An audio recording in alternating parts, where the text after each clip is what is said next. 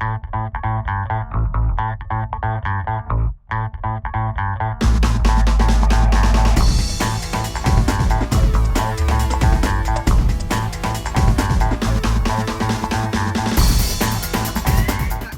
the horror with your host with most Jenbel as always. Welcome back. So obviously we are continuing our Child's Play franchise review in Child's Play 3, which was released back in 1991, 9 months after the second was released. Yes, it was a bit of a rushed movie and everything.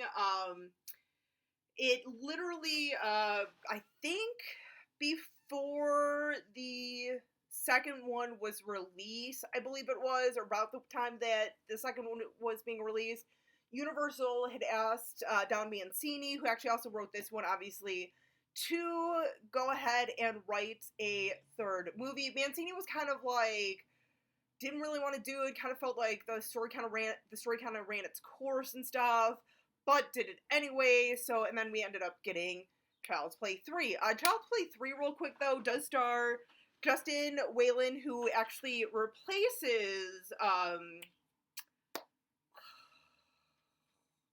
the previous actor, which I'm totally blanking on. I am so sorry. But as Andy, he replaces him as Andy and everything. We also have Perry Reeves, Jeremy Silvers, Brad Dourif, obviously returning as the voice of Chucky.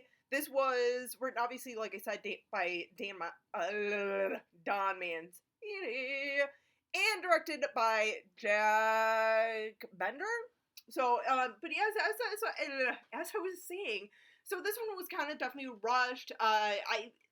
Along with the first two, this one, the first three, I'm pretty open about. Like growing up, I kind of, um, it's not that I have like a connection or anything like this with this franchise, like I do like Halloween, Friday 13th, Nightmare on Elm Street, but like the first three growing up, I do have the most exposure to, and I'll be honest, it has been for the first three number of years since I've seen like really any of them.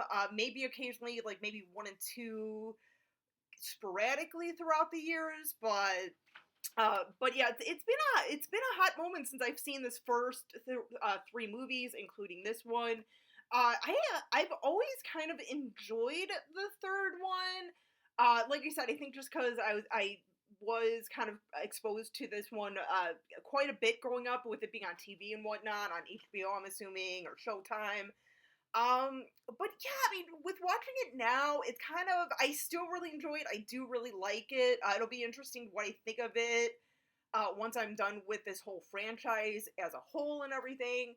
But no, I mean, I still kind of like it, even with, watching it now, and I can kind of tell it was a bit rushed, a little muddled in certain things. Like, for example, we have the Andy character, but this is like 8 years after the events of the second one and everything. I'm not even sure the reason why. If it was because they could get the kid from the first two back, if they wanted to just kind of do something different and not necessarily have Andy as a young kid to maybe wipe that idea. But then we have this kid Tyler that Chucky ends up kind of taking on to try and like insert his soul into him and everything. So yeah, I don't know. Maybe they just wanted like a different kid, maybe little flavor and everything. But it is kind of cool to see Andy as a teenager and everything. So if it's 8 years later, it's putting him between like 14 and 16-ish, somewhere around there. Like whatever.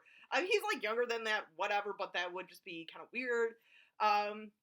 But yeah, and this one kind of opens up such not the same as the second one, but similar in the fact where we see the toy company and they're trying to reboot, reintroduce the good guy doll and everything. They're saying how this has always been a really good seller for them and everything until this kid Andy comes along, and they still do not believe his story. Like, even after all these events, you think someone would wise up and be like, maybe there is something really kind of weird going on with this doll, But at the same time, I can kind of see like, okay, well, the kid's just messed up, and he's gonna always be messed up. So, and it's interesting too, because like Andy in this one, I like that he's a little. You can tell he's still impacted by past events of Chucky, but he's a little more worldly, I guess, in a way, a little more smart. I mean, then again, it is 8 years later, so obviously he's not going to still have that same mentality as like an 8-year-old or however old he was in the first two. But yeah, and I also too like something that I did kind of notice with this one, with his character, with him being a little more mature and everything. Because he even says too, almost like how Kyle was in the last one, where she kind of bounced around from home to home, from foster home to foster home. Similar thing with Andy. It is brought up that his mom was still in the hospital and everything, even after all these years. Once again, I would think that at some point someone would be kind of like, wait a second, like, she's still sticking to this, it hasn't changed.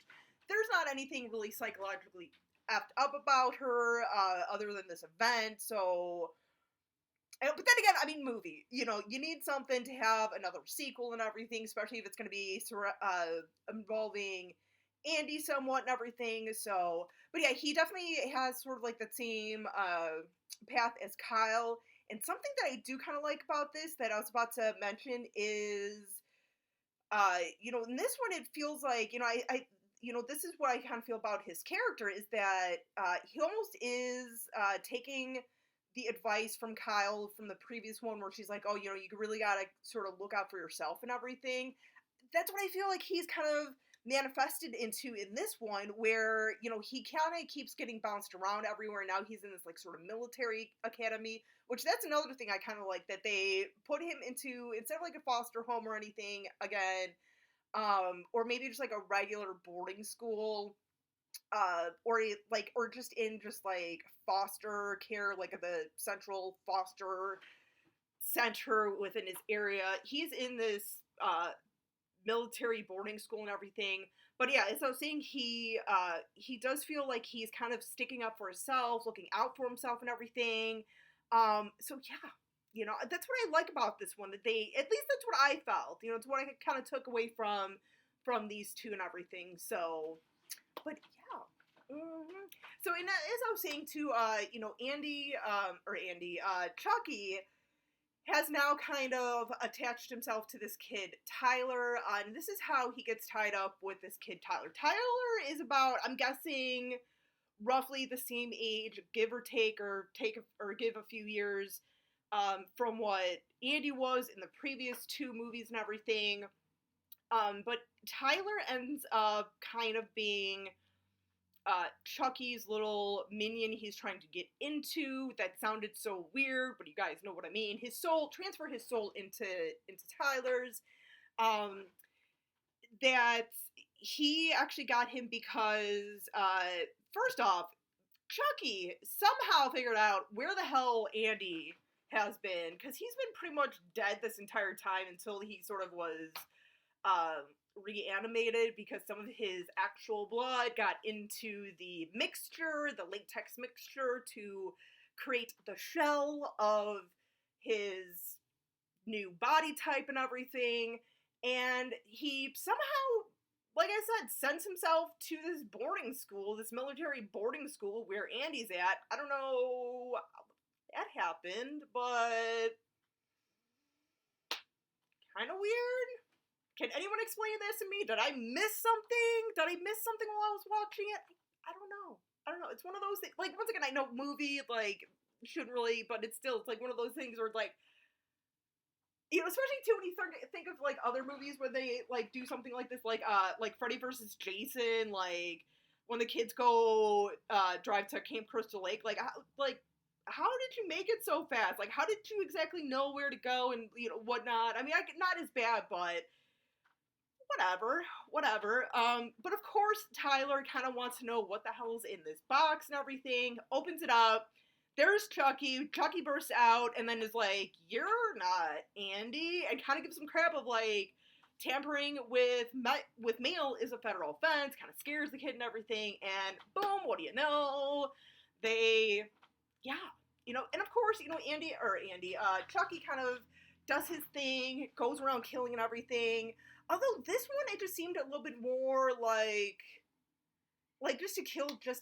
It wasn't as much of, it didn't seem as much of him trying to, there were times he was trying to get into Transfer Souls and everything, but it I felt like it was kind of almost on the back burner of oh wait, if we do this, we could have literally had him transfer souls within 5 minutes, the first 5 minutes or 10 minutes or whatever of this film, but yeah, it definitely was right, and that's another thing too, kind of at the beginning of the movie or of this video where, you can tell that this one was rushed. It was a rush production. It was rushed in being written and everything. So there's, the whole movie was kind of rushed. So, and then, of course we do have the scene where,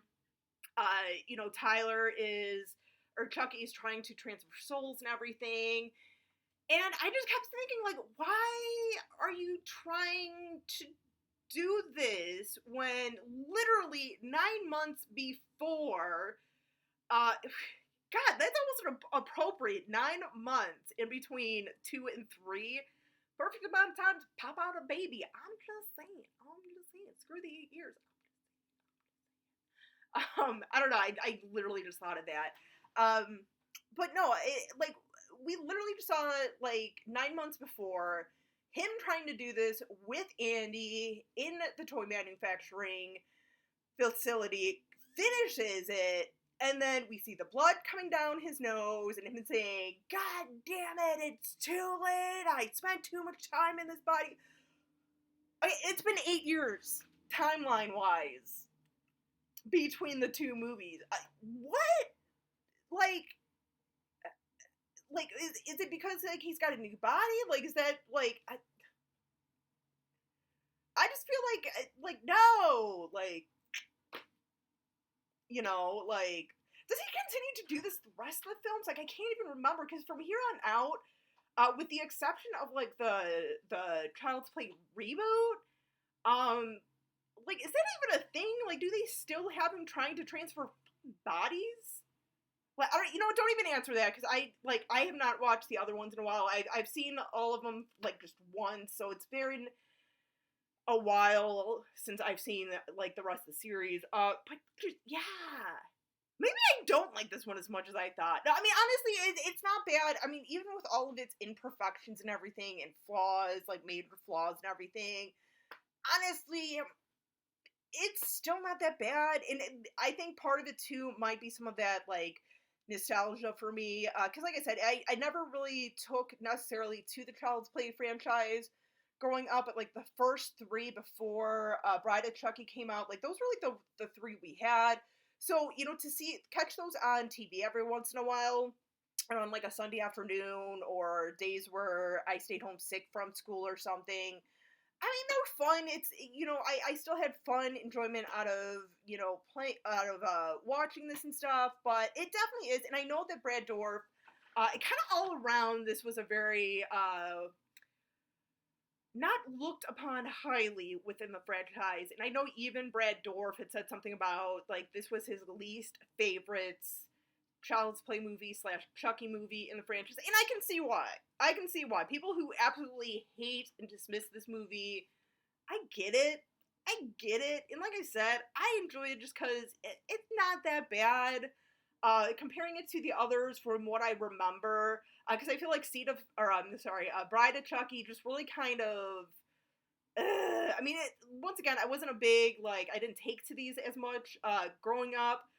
But I think with Bride, when I was in junior high when that came out, I think it was just kind of God, this just ruined the series for me. So it'll be interesting too when I check that one out, because I don't think I've seen that one since junior high, maybe high school. So, but yeah, it'll be interesting to see. So I'm just saying, I feel almost like I'm going in to the next few, like, completely blind, even though I've seen them all at least once, so. But yeah, I mean, that's just kind of my quick little take on Child's Play 3. Let me know what you think in the comments down below, and until next time, as always, stay creepy, classy, and a little bit sassy.